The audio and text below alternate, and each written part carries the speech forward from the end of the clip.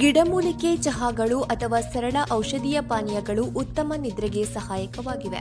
ಅಲ್ಲದೆ ಮಲಗುವ ಮುನ್ನ ಬೆಚ್ಚಗಿನ ನೀರಿಗೆ 1 ಹನಿ ಜೇನುತುಪ್ಪ ಸೇರಿಸಿ ಕುಡಿಯೋದು ಒಂದು ಜನಪ್ರಿಯ ವಿಧಾನ. ಇದರಿಂದ ರಕ್ತದಲ್ಲಿನ ಸಕ್ಕರೆಯ ನಿಯಂತ್ರಣ ಹಾಗೂ ಪ್ರಮುಖ ನಿದ್ದೆಯ ಹಾರ್ಮೋನ್ ಉತ್ಪಾದನೆಯಾಗುತ್ತದೆ. ಆದರೆ ಈ ಸಂಪೂರ್ಣ ಪ್ರಯೋಜನಗಳನ್ನು ಪಡೆಯಲು ಕಲಬೆರಕೆ ಇಲ್ಲದ ಶುದ್ಧ ಜೇನುತುಪ್ಪವನ್ನು ಸೇವಿಸುವುದು ಮುಖ್ಯ. ಮಲಗುವ ಮುನ್ನ ಜೇನುತುಪ್ಪವನ್ನು ಸೇವಿಸುವುದರ ಕುರಿತು ನಡೆಸಿದ ಅಧ್ಯಯನಗಳು ಸಕಾರಾತ್ಮಕವಾಗಿವೆ.